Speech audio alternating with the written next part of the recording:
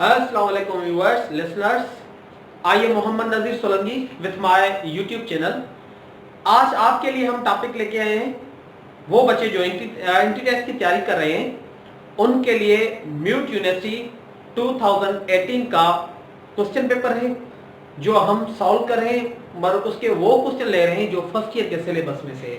इसके next video में हम इंटर सिलेबस के जो भी क्वेश्चन है वो हल करेंगे। तो आइए देखिए ये पेपर कैसे सॉल्व किया जाता है। आपको काफी सारी इसमें हेल्प मिलेगी। उम्मीद है कि आप इसको तवज्जो से सुनेंगे। इसमें जो फर्स्ट क्वेश्चन है वो है क्या अ यूनिवर्सल सेट इज। इसमें चार ऑप्शंस हैं। चार ऑप्शन में फर्स्ट ऑप्शन है क्या a universal set is super set of every set under consideration. B option है subset of under consideration. C है set of all real numbers और डी इसका ऑप्शन है set of all complex numbers. तो यकीनन आपको ये क्वेश्चन समझ में आया होगा। इसका आंसर क्या है?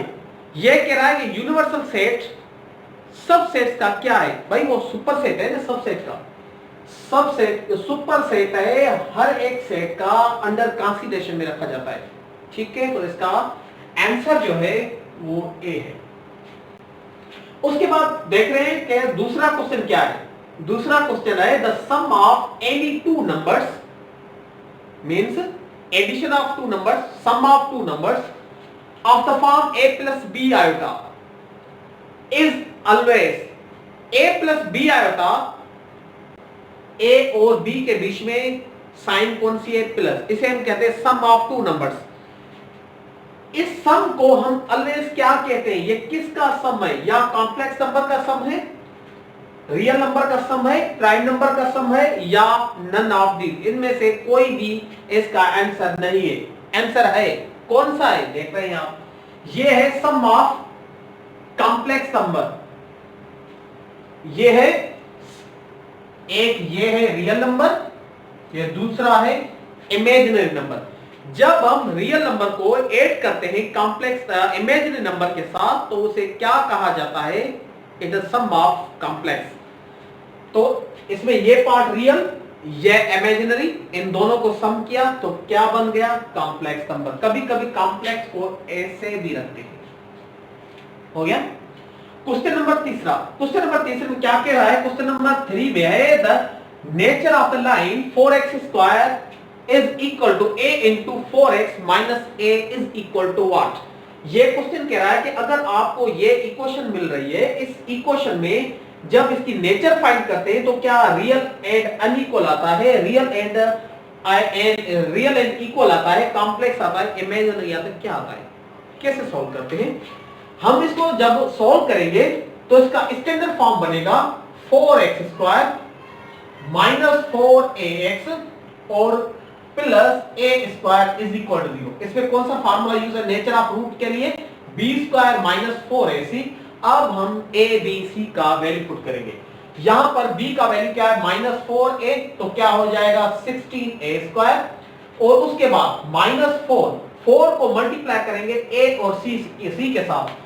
यहां पर 4 ये फार्मूला 4a भी 4 है और c a², तो क्या हो जाएगा? 16a²। ये कैंसिल हो गया, रिजल्ट आ गया 0। अगर आपको d 0 मिलता है तो उसे क्या कहते हैं? अगर d इक्वल आता है 0 के तो हम क्या कहते हैं? Real and equal. 0 रियल भी है और equal d is equal to 0, तो इसका ऑप्शन होगा ए। क्लियर है? अगर d ग्रेटर 0 आता है तो रियल और उसे क्या कहते हैं? अनइक्वल। अगर नेगेटिव आता है तो इमेजिनरी।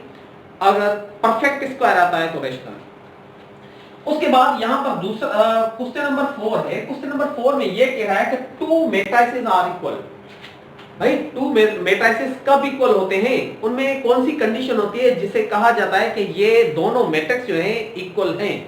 ऑप्शन क्या number of rows is equal to number of column, real number of rows greater number of columns, number of rows less than number of columns, या same order corresponding elements equal.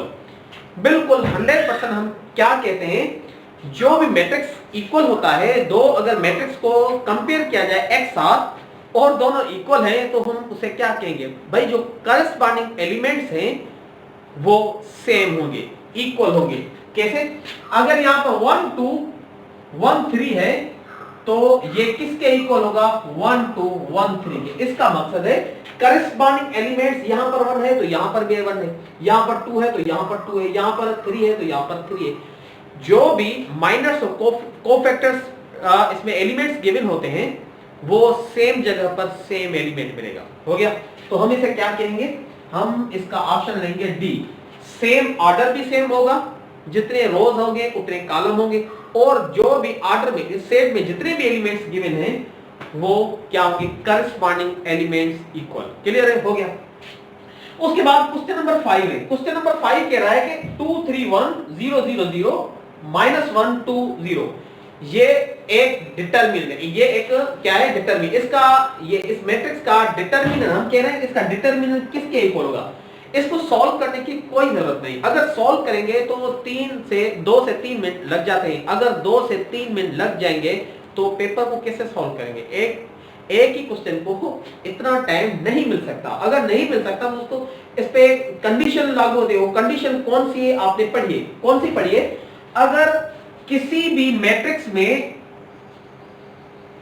Matrix में कोई ऐसा रो और कोई ऐसा column जो 0 हो, वो डिटरमिनेंट 0 के इक्वल होता है। तो इसका आंसर क्या आ जाएगा, इसका आंसर 0। क्वेश्चन नंबर 6 पे आ रहे हैं। क्वेश्चन नंबर 6 क्या कह रहा है, क्वेश्चन नंबर 6 को अच्छे तरीके से सुने। क्या कह रहा है, इफ 2 कॉइन्स आर टॉस्ड, अगर 2 सिक्के टॉस किए जाए, simultaneously probability getting at least 1 tell.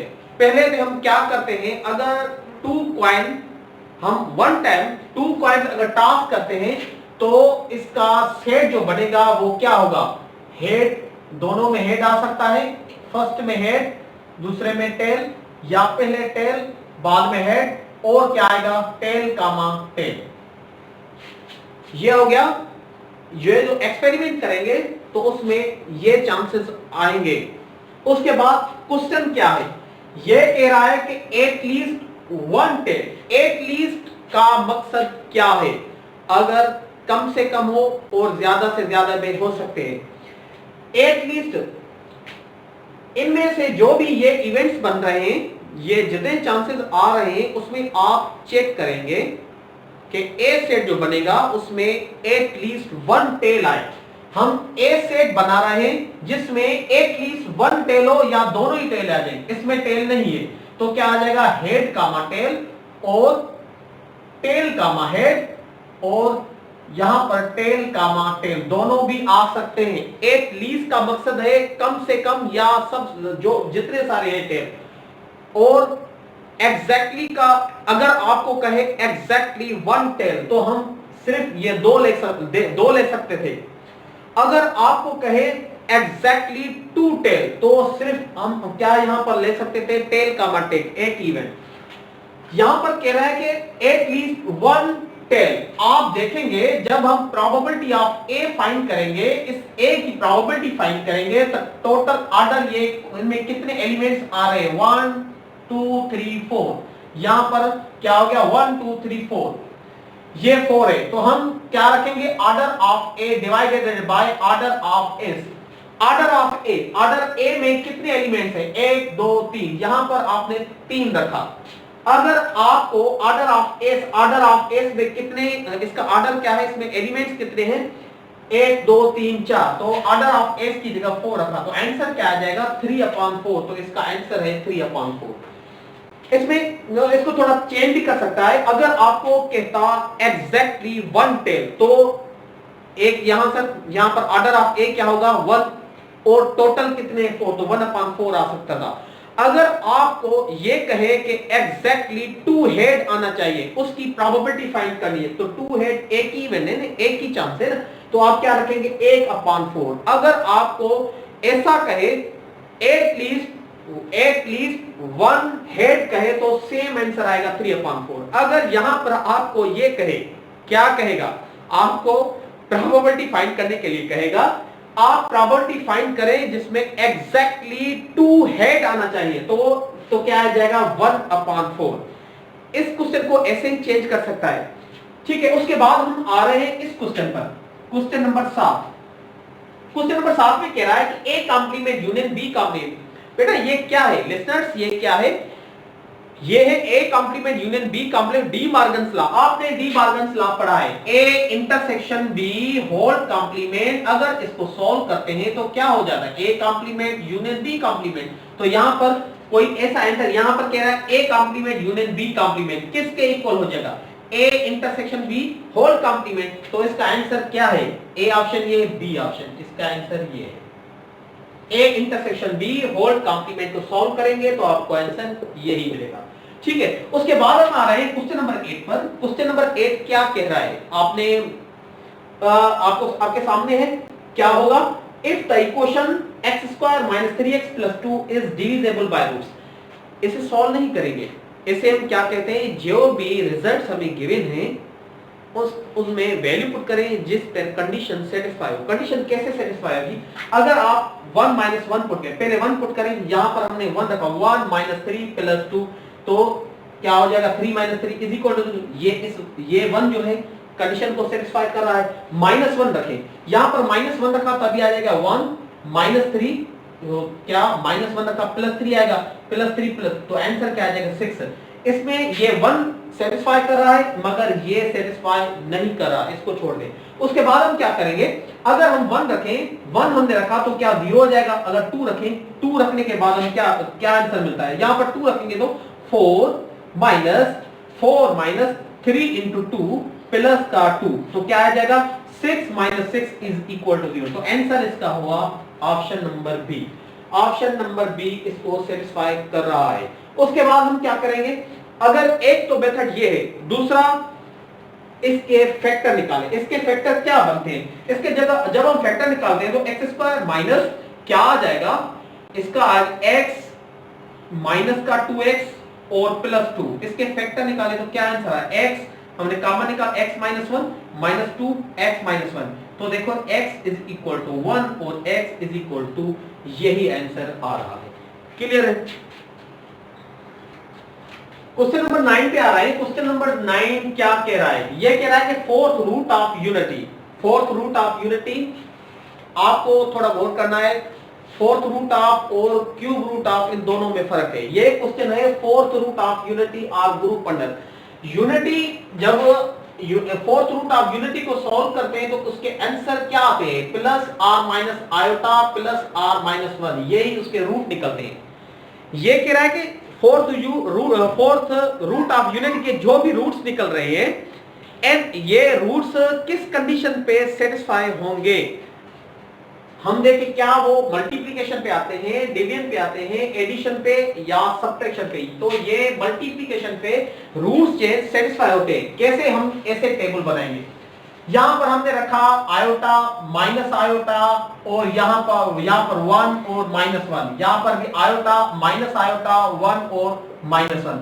आप इसको सॉल्व करेंगे, आयोटा के साथ मल्टीप्लाई करेंगे, आयोटा स्क्वायर किसके इक्वल होता है, -1 के। आयोटा को माइनस आयोटा के साथ माइनस आयोटा स्क्वायर और माइनस आयोटा का वैल्यू रखें 1 आ जाएगा। यहां पर आएगा आयोटा और यहां पर आएगा माइनस आयोटा। इसमें जितने सारे एलिमेंट्स आ रहे हैं वो सब के सब बिलोंग कर रहे हैं किसके साथ, इस x के जो भी वैल्यू है 4, ये जितने भी आंसर्स आ रहे हैं इसमें बिलोंग कर रहे हैं। अगर इसमें बिलोंग करेंगे तो हम कहेंगे ये सेटिस्फाई हो रहा है, अगर नहीं करेंगे तो हम कहेंगे ये सेटिस्फाई नहीं कर रहा। एडिशन पे नहीं करेगा, मल्टीप्लिकेशन पे ये सारे के सारे आंसर वही आ रहे हैं जो इस x के आंसर से। क्लियर है। उसके बाद हमें ये क्वेश्चन कह रहा है कि if f of x is equal to x plus 3 और f inverse x is equal to what, इसको कैसे सॉल्व किया जाएगा। इसको सॉल्व करने के हम क्या कहते हैं, f of x किसके इक्वल है, f of x y के इक्वल है, तो ये x plus 3 हो गया, ये प्लस का 3 है, यहां पर y minus 3 is equal to x, और x किसके इक्वल है, x इक्वल है f इनवर्स x के। तो हमने यहां पर क्या रखा, क्या आएगा, इसका आंसर आ रहा है y minus 3। क्लियर होगा। कभी कभी ये कहता है कि अगर आपको एक सा क्वेश्चन दे और उसमें कहे f इनवर्स में 2 पुट करें, ऐसा भी क्वेश्चन आता है, अगर आपको 2 पुट करने के लिए कहेगा तो जहां पर y है 2 माइनस 3, तो आंसर क्या आ जाएगा, माइनस का 1 आ जाएगा। क्लियर है, आ रही है बात समझ में, कोई ऐसी बात है ही नहीं जो आपको ना समझ में आए। लिसनर्स, अब हम आ रहे हैं क्वेश्चन नंबर 11 की तरफ। क्वेश्चन नंबर 11 क्या कह रहा है, क्वेश्चन नंबर 11 से पूछे क्या कहता है। ये कह रहा है कि how many 3 elements subsets are there 5 elements. एक ऐसा सेट है जिसमें 5 एलिमेंट्स हैं, 1 2 3 4 और 5। एक सेट है जिसमें 5 एलिमेंट्स हैं। ये कह रहा है कि 5 एलिमेंट्स का जो सेट बना, इसके टोटल सबसेट्स क्या बनेंगे, 2 पावर 5, इसके सबसेट बन रहे हैं 32।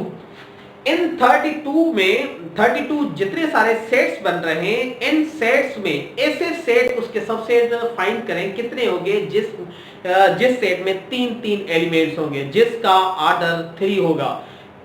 32 एलिमेंट्स जो भी सेट 32 सबसेट्स जो बन रहे हैं, इन 32 सबसेट्स में ऐसे सेट फाइंड करें जो 3 एलिमेंट्स पे डिपेंड करें, 3 एलिमेंट्स उसमें मौजूद है। उसका ऑर्डर जो है 3 है, वो ऑर्डर 3 वाले सबसेट्स कितने हैं वही फाइंड करें। तो हम क्या करेंगे, यहां पर रख रहे हैं कॉम्बिनेशन का फार्मूला। कॉम्बिनेशन के फार्मूला पहले आप रखेंगे, ये इसका ऑर्डर क्या है, इसका ऑर्डर है 5, और जो फाइंड करने हैं उनमें उस कितने, अगर 3 एलिमेंट्स वाले कहते हैं तो यहां पर हम 3 रखेंगे। अगर 4 एलिमेंट्स वाले सेट फाइंड करना चाहते हो यहां पर 4 रखेंगे। इस कॉम्बिनेशन को सॉल्व करेंगे तो 5 कॉम्बिनेशन, 5 में से 3 को सब्ट्रैक्ट करेंगे तो क्या हो जाएगा, 2 फैक्टोरियल और 3 फैक्टोरियल। कॉम्बिनेशन का फार्मूला आपको आता ही होगा। अब इनको सॉल्व करेंगे, 5 into 4 into 3 factorial divided by 2 into 1, और यहां पर हमने 3 फैक्टोरियल रखा है, ये कैंसिल हो गया। यहां पर ये 2 कैंसिल किया है, ये 2 को 5 के साथ मल्टीप्लाई करेंगे तो क्या आंसर आता है, 10 ही आता है ना। क्लियर है। उसके बाद आंसर इसका हो गया 10। ऑप्शन थे ए ऑप्शन 9, बी 10, सी 16 और डी ऑप्शन था 18। इसमें आंसर आ गया 10। क्लियर है। उसके बाद हम आ रहे हैं क्वेश्चन नंबर 12 की तरफ। क्वेश्चन नंबर 12 क्या कह रहा है, ये क्वेश्चन कह रहा है कि cos 30 किसके इक्वल है, cos 30 किसके इक्वल है। cos 30 जो है वो इक्वल होता है √3/2। √3/2 यहां पर गिवन नहीं है, अगर नहीं है तो फ्रैक्शन फॉर्म में है। अगर फ्रैक्शन फॉर्म में है तो इसका फ्रैक्शन फॉर्म जब इसको सॉल्व करेंगे तो आंसर क्या आ जाएगा, ये आंसर आएगा। क्लियर है। उम्मीद है आज की मेरी टॉपिक आपको अच्छी लगी होगी। अगर आपको मेरी टॉपिक अच्छी लगी है तो इसको लाइक करें, कमेंट करें, और आप मेरे इस YouTube चैनल को ज्यादा से ज्यादा सब्सक्राइब करें, जैसे हर नई आने वाली वीडियो आपको मिलती रहे। तब तक अल्लाह हाफिज।